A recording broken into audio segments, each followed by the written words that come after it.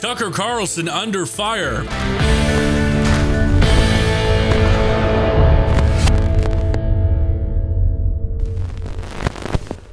I'm Gage, and this is America Divided. 271 days until Election Day in America, and in recent news, you probably heard this already, but former Fox News host Tucker Carlson, political commentator, is in Russia right now about to interview the president, Vladimir Putin, and it seems to be the big deal in the political news space. According to Newsweek, Tucker Carlson's interview with Russian President Vladimir Putin could see the conservative pundit targeted by European Union lawmakers, current and former members of the European Parliament, have told Newsweek. Carlson visited Russia this week and on Tuesday revealed he would soon be releasing an interview with the Russian leader. Now, I want you to watch this video that Tucker Carlson put out. It's very quick, and it's him explaining what he's doing in Russia.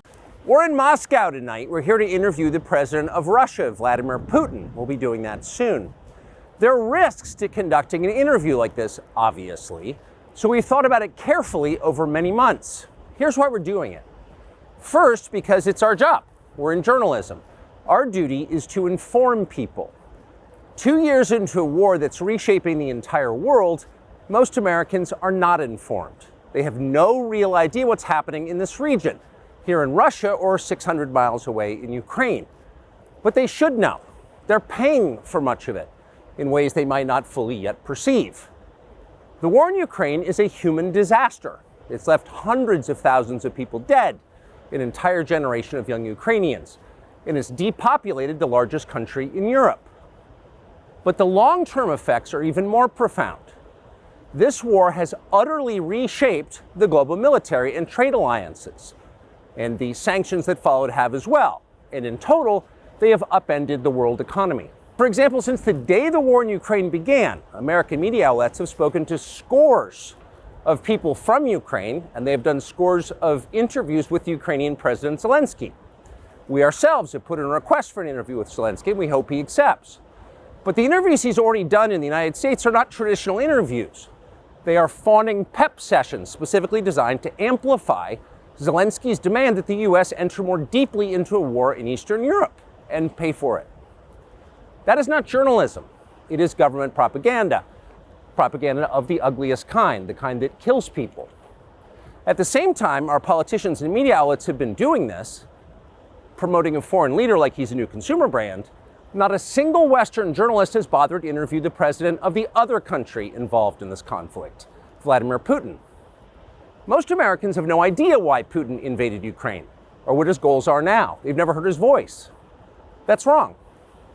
Americans have a right to know all they can about a war they're implicated in, and we have the right to tell them about it because we are Americans too. It's really funny to me that when a journalist actually wants to be a journalist, it's a bad thing. Tucker Carlson just is there to have a conversation with one of the most hot topic persons, right? World leaders in the world. Everyone wants to know what's on Vladimir Putin's mind. And it seems that Tucker Carlson is the only one that can really have a conversation that's fair. Imagine if CNN or someone from Fox or whatever, right, did this. It wouldn't be a big deal. They'd be considered heroes. I'm sure they'd spin it in the direction that makes Putin look like an animal. Everyone has their own opinions on Vladimir Putin. I have my own opinions on him, and I'm sure you guys at home do. But he's still a human, and people should still be able to have a conversation with him. That's only fair, especially in the political landscape that affects all of us. Carlson's work in Russia could see the former Fox News host in hot water with the EU. Guy Verhofstadt, a former Belgian prime minister and current member of the European Parliament, told Newsweek. The lawmaker, who has called for the EU to explore imposing a travel ban on Carlson, described Carlson as a mouthpiece of former President Donald Trump and Putin, adding, as Putin is a war criminal and the EU sanctions all who assist him in that effort. It seems logical that the External Action Service examine his case as well. I don't see an issue with him interviewing Putin. I think it's actually pretty good. You know, I think everyone wants to know what's on Putin's mind, especially with what's going on in Ukraine and everything else. The Democrats just want to paint him as a bad guy because he got along with Donald Trump. Isn't that the president's job, to get along with world leaders, even if you don't like them? I mean, he got along with Kim Jong-un, and Kim Jong-un is one of the baddest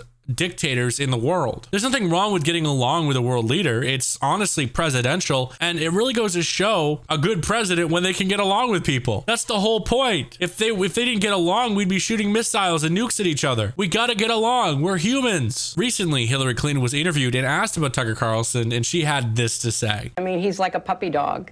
You know, he somehow has, after having been fired from so many outlets in the United States, I would not be surprised if he emerges with a contract with an outlet, because he is a useful idiot. He says things that are not true. He parrots Vladimir Putin's pack of lies about Ukraine. So I don't see why Putin wouldn't give him an interview, because through him, he can, continue to lie about what his, objectives are in Ukraine and what he expects to see happen. It's really quite sad that not just somebody like Tucker Carlson, who has, as I said, been fired so many times because he seems unable to, correlate his reporting with the truth, but also because it's a sign that there are people in this country right now who are like a fifth column for Vladimir Putin. And why? I don't know. I mean, why are certain Republicans throwing their lot in? Why are, other Americans basically believing Putin? Why did Trump believe Putin more than our 11 intelligence agencies? I don't know. Do you have a working theory on that? I do have a working theory. Man, every time I hear Hillary Clinton, I don't listen. Like, she has nothing to say that's intelligent. Tucker Carlson, I love it because they say, she made the comment about how he can't keep a job. He had the highest rated show on Fox News. Like, Carlson was the only reason people tuned into Fox other than Sean Hannity. I would rather watch Tucker Carlson than Sean Hannity. I connect with Tucker more than I do Hannity. And it's just one of those things. It's like, Hillary, do you even have a clue what's going on? Like, or, are you just out of your rock right now? Like, it makes no sense. I love how she only comes out every 4 years when there's an election. Like, oh yeah, I just need to talk shit about this person and then I'll go back under my rock. Americans are fed up with the politicians, the career politicians and everything else. And that's why you guys are going to get a kick out of this. In Nevada, they did it's not official yet, but they're doing their polls for the primaries. And it's funny because Trump's not on that on that list. They took him off. And you got Nikki Haley and Mike Pence that are like second and third place. You want to know who's leading? None of these candidates. 63% voted for none of these candidates because people want Trump. People don't want Nikki Haley, the establishment back. People don't want these people. People want Trump or someone like Trump. This just, if this doesn't show you how Americans feel right now, then I don't know. And 43,893 votes for none of these candidates. That's just hilarious to me. And I hope that's a big middle finger to Nikki Haley because she's a tool. Honest to God. Nikki Haley, I don't want to jinx myself and I don't want to say she'll never be president. But honest to God, if this doesn't show you that Americans don't want her, what's it going to take? Her losing the actual election to Biden or whoever they put in? Come on, guys. Look, Trump is the popular Republican candidate, and that's just the way it is.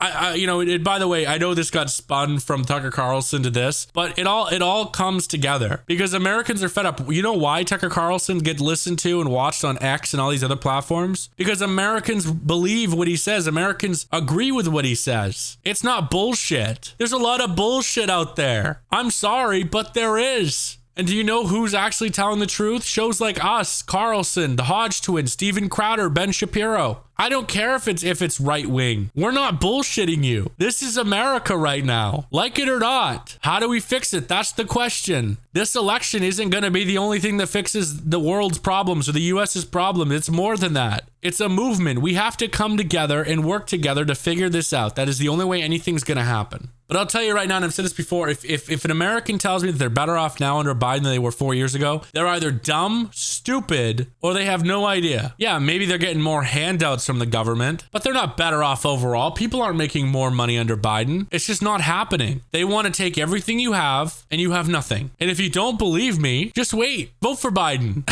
I mean, come on, guys. Anyway, this has been America Divided.